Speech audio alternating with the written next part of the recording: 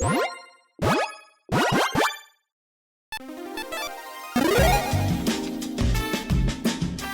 and welcome to the Commander's Quarters. I'm your host, Mitch. Glad to have you here. Here at the Commander's Quarters, we're all about Commander on a budget. Today's episode is going to be a $50 deck tech. When I say $50, I mean that is an overall deck cost. Both shipping and commanders that are $10 or less are going to be included in that cost, but basic lands will not be. Decks on this channel are built to be fun, inexpensive, and focused. If you want to learn more about what a focused commander deck is, check out this video here. On this deck tech, I'm going to take you through its strategy, the tactics, and how this deck wins.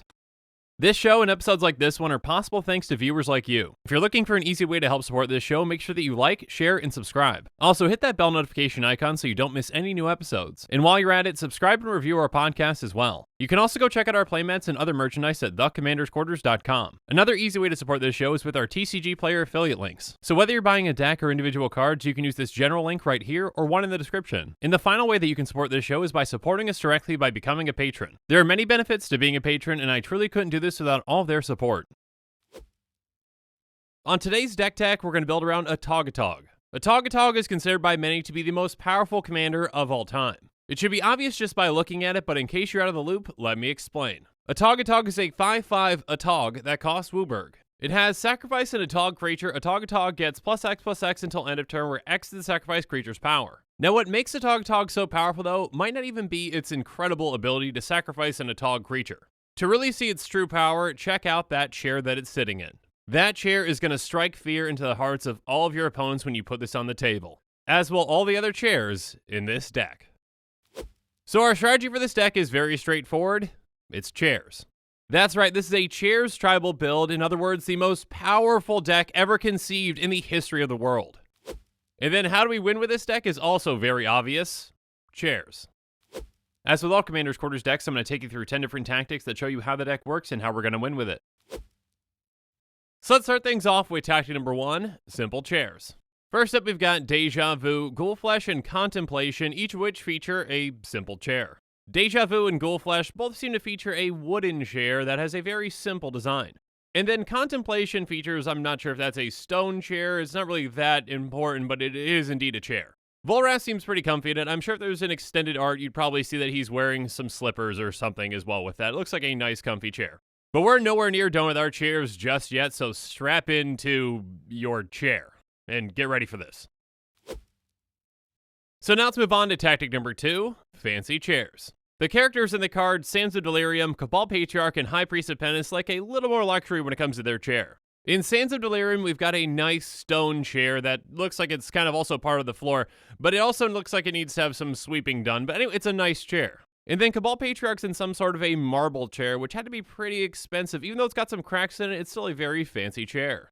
High Priest of Penance seems to be in a very elaborate chair that looks like it's a bit too big for him, but that's fine. He can have his little thrall pet with him there. Next up, there's Markov Patrician, who seems to be very comfortable in that chair. Looks like it's some sort of a leather, almost even sofa, but we're going to stick that it's a chair. There's only one person on it. It's a chair. Tasker is lounging in his very intricate marble chair, which might not be that comfortable, but it is definitely fancy. But perhaps King Makar is the most expensive chair because it is made out of pure gold. And then we've got Vampire Noble and Saprazinair, both of which seem to be very comfortable, just laying back and lounging in their really big fancy chairs. And finally, there's Soldavy Sage, which is sitting in a very nice chair with a book that's almost bigger than the chair.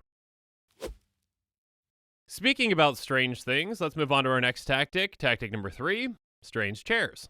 First up, there's Council of the Absolute, which all agreed that they wanted their chairs to look absolutely ridiculous. Yeah, can you just make me a chair that looks like it's attached to a wall, probably about 10 feet up, and put a lamp underneath it? Great. And then there's Spirit of the Labyrinth, who lives in a labyrinth and made the chair look like it's a labyrinth. Clever. Next up, there's Keeper of Tressorhorn, who just really wants to make sure that you know that he's really into horns. And then there's Throne of Bone, which is pretty straightforward. It's a throne that is made out of bones. Speaking of unconventional chairs, Hythonia decided to make a chair out of her victims, and yeah, they're all just statues, people turn to stone, lovely.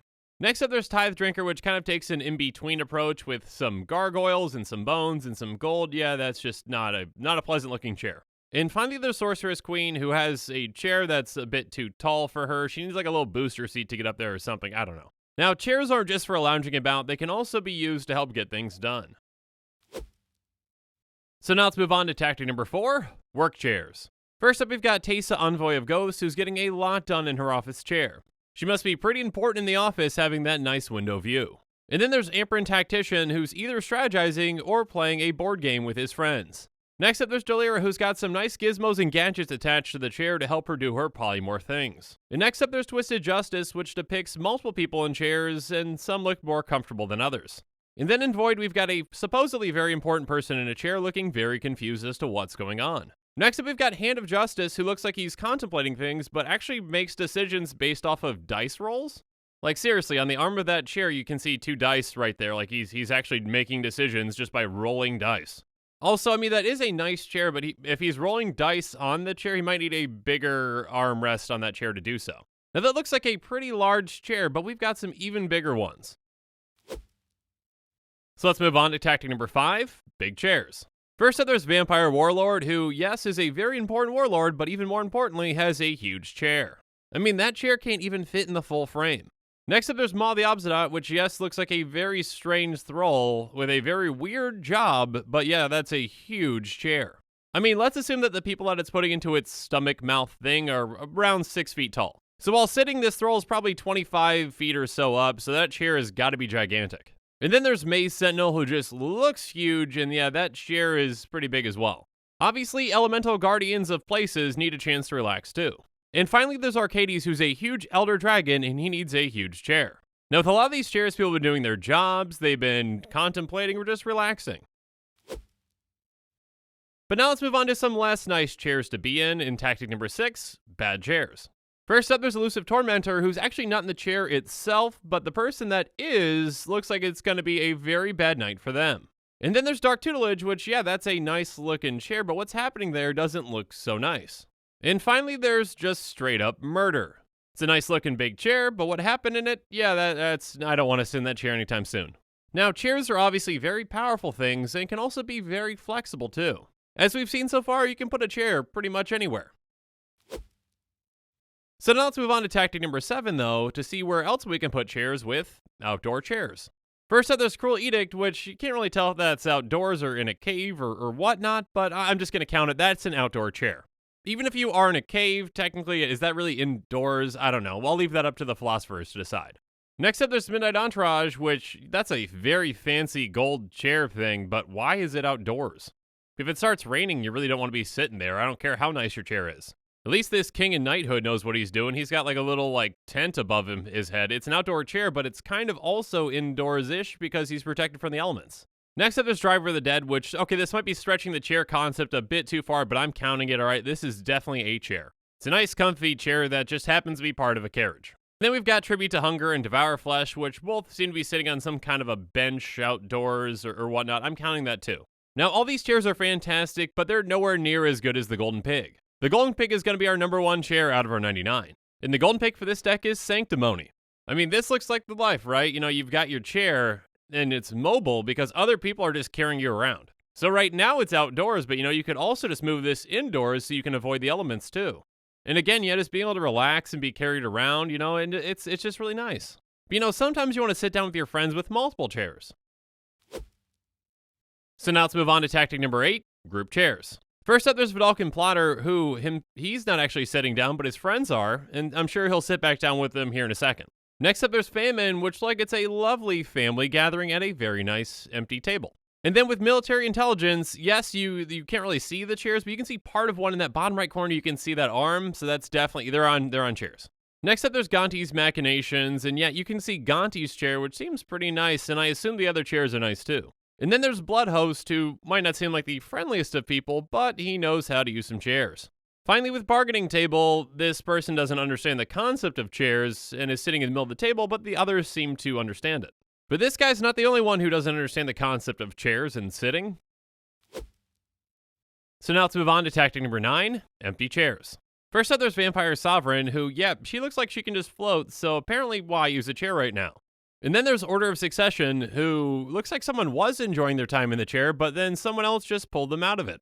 I mean, how rude. It's a very comfy, nice-looking chair over there, so yeah, don't take people out of their chairs. Next up, there's Blood Baron of Vizkopa, who loves gold, but apparently doesn't love sitting in their nice chair. Next up, we've got 3 chairs that are just completely empty with no one else around, with Throne of Empires, Throne of Gath, and Dragon Throne of Tarkir. I just want to say that some of these chairs look more comfy and inviting than others. And then there's Blood Tithe, which also features a nice chair, but it looks like someone spilled their wine. Yeah, definitely wine on that chair. That's not going to come out. And finally, there's Sigil the Empty Throne, which, yeah, it's empty because I don't know how you get up there to actually sit on that. And what would you even do when you're there? How do you get down then? I don't know. Now, all these chairs are great, but some chairs don't get enough credit. So let's move on to our final tactic, tactic number 10, assumed chairs. First up, there's Chiron negotiations, which, yeah, they're in this negotiating table. I'm sure there were chairs around it, and it looks like at least one person might be sitting down, so yeah, there's chairs there. And then there's Architects of Will, and yes, unless these three people are really good at holding a squat position, they're sitting in chairs. And then Roshin Meanderer is sitting on something. I think it's a giant chair. Let's just say that it's a giant chair. I'm assuming that that's a chair. Next up, there's Fall the Gavel, which, yeah, if you're doing your court proceedings and swinging your gavel all day, then yeah, you've got to be sitting down in some sort of a chair. Same thing with Flash of Insight. If you're going to be reading books all day, trying to find things in there to be insightful, yeah, you've got some chairs around there too that you're sitting on. And Kong Ming Sleeping Dragon there's some pillows there, so I'm assuming that there's some chair that has those on there. We're just going to say that. And I don't know if this is outdoors or indoors. It's a weird picture. But finally, perhaps the best assumed chairs come with a twofer with Stronghold Machinist and Stronghold Biologist. Both of them are clearly sitting at a table across from each other, and yeah, I assume that, again, they're sitting in chairs. But now that we've gone through the spells in this deck, let's go on to the mana base. With all the amazing chairs in this deck is so powerful that there's no need to really make the mana base complex, so we're just going to be running 17 swamps, 9 plains, 8 islands, 4 mountains, and 4 forests. And now that we've gone through every single card in this deck, let's do a quick price check. A quick reminder that our deck costs are calculated using TCGplayer optimization, optimizing with even heavily played and damaged cards because those cards need a home too. The average Atogatog EDH Rec deck is going to set you back $176.38. Our deck is going to be much more affordable, coming in at $16.10. Why did I pick that amount? I don't know. Why did I do an episode about chairs? Again, the price of this deck is the price that I got for it on the day that I'm recording. If you want to see a breakdown of this deck's cost, check out the link in the description. Keep in mind that prices can and will fluctuate and change over time. But with these deck costs, I want to be as transparent as I possibly can. Again, Commander's Quarters decks are built to be tuned and focused within their budget, but there are always ways that we can improve on them. So let's go through some reasonable upgrades now to see what some of those ways just might be. First up, let's add in Vengeful Pharaoh by taking out Fall the Gavel. Next up, let's add in Leonin Arbiter by taking out Flash of Insight. And then we're adding in Queen Marchesa by taking out Chiron Negotiations. Next up, let's add in Kenrith the Return King by taking out Kong Ming. And then let's add in Greed by taking out Roshin Meanderer. Finally, let's add in Blind Obedience by taking out Architects of Will. And now it's my turn to hear from you. So in the comments below, let me know what you think about this deck and what you think about the Commander in general. And make sure you're following us on social media for more updates and sneak peeks on future episodes. Again, a huge thank you to my patrons who help make this show possible. I truly couldn't do any of this without your support. If you want to support this channel directly, consider becoming a patron. There are many benefits to being a patron, including being able to vote on future commanders for deck techs. There are even tiers where you get your own personalized deck tech dedicated to you. You can check out all the Patreon tiers and rewards at patreon.com/commandersquarters. If you haven't already, make sure that you like and subscribe to the channel. Here at the Commander's Quarters, we're all about budget Commander. So while you're at it, go ahead and check out some of our other types of episodes. And with that, I'm out of here. Thanks again and have a good one.